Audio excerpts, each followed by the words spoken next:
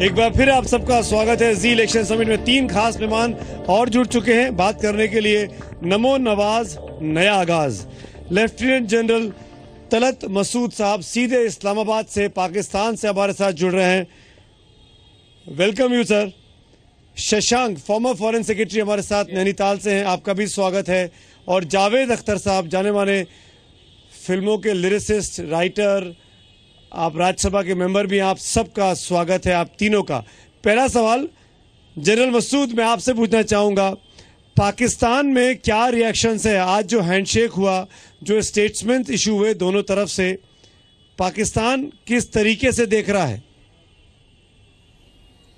जी, पाकिस्तान तो मेरे ख्याल में इसको बहुत खुशाइन चीज़ समझता है और ज़्यादातर लोग और ज़्यादातर अवाम पाकिस्तान के जो हैं वो ये चाहते हैं इस वक्त के पाकिस्तान और इंडिया के ताल्लुकात जो हैं वो बेहतर हों।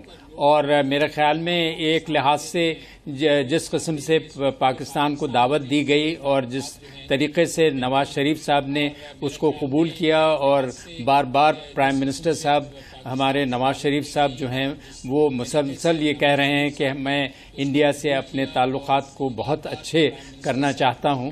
ये तमाम चीज़ें ऐसी हैं जिससे मेरे ख्याल में एक लिहाज से फ़िज़ा जो है वो तो बेहतर हो रही है। अब ये दूसरी बात है कि किस तरीके से आइंदा पेशरफ्त होती है, ये चीज़ें ज़रूर लोगों के दिमाग में ये सवाल उठते हैं कि क्या वाकई में ये जो एक अच्छा माहौल बना है, क्या इस माहौल को तब्दील किया जा सकता है और इसको ठोस मामलात पर, चाहे वो तिजारत का हो, वीज़ास का हो, जो सरहद की मुस्तहकम होने जनरल का मसूद, क्या आप इस बारे में हमको बता सकते हैं कि इस बार पाकिस्तान की सरकार, गवर्नमेंट, पाकिस्तान की आवाम और पाकिस्तान की आर्मी, क्या ये सब लोग एक ही पेज पे हैं? क्या ये सब लोग अमन चाहते हैं? मैं आर्मी को अंडरलाइन करके आपसे पूछ रहा हूं। जी, मैं बिल्कुल समझता हूं आपकी बात।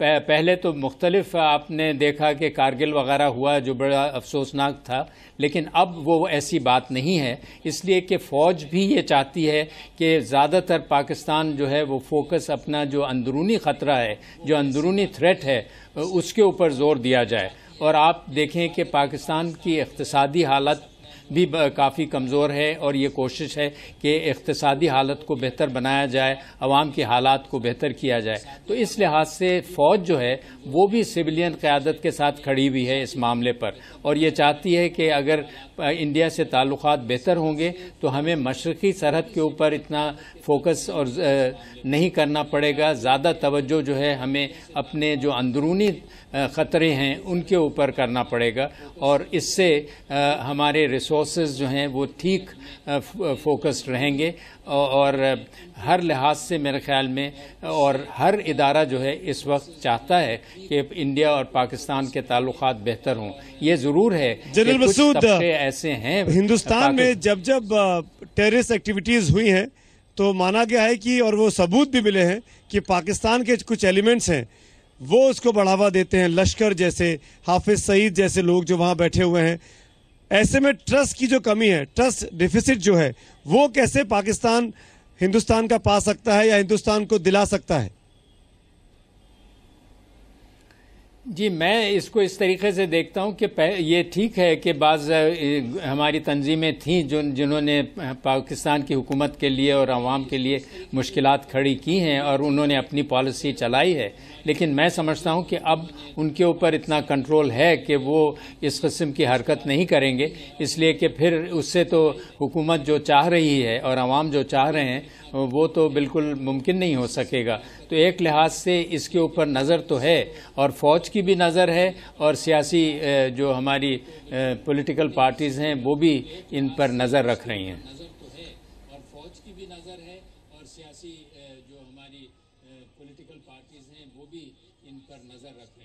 बिल्कुल। जावेद अख्तर साहब, एक सवाल मैं आपसे लेना चाहूँगा। आप गीत लिखते हैं, आपने बहुत बढ़िया गाना लिखा था फिल्म रिफ्यूजी में जो आजकल खूब चल रहा है, सरहदें वाला, जिसमें कहा गया है कि गीत की, संगीत की, नदियों की कोई सरहद नहीं होती। मैं ये पूछना चाहूँगा आपसे, एक हमारी भाषा, एक हमारी देखने का, हम दिखते एक जैसे हैं, हमारा खान पान एक जैसा है, हमारा पारिवारिक हमारे वैल्यूज़ वही हैं। क्या तरीका हो सकता है दुश्मनी भुलाकर दोस्ती करने का, गले मिलने का, दिल से दिल मिलाने का?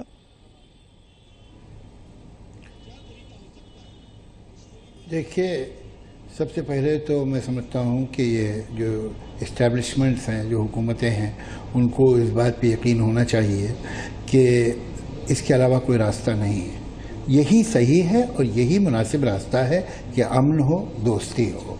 मुझे तो कभी कभी बड़ा अफसोस होता है, 1945 में सेकेंड वर्ल्ड वॉर ख़त्म हुई थी, जिसमें जर्मनी ने फ्रांस के शहरों को तबाह कर दिया था, बेल्जियम को तबाह कर दिया था, पोलैंड को तबाह कर दिया था, इंग्लैंड में बकिंगम पैलेस तक पे बम गिर रहे थे।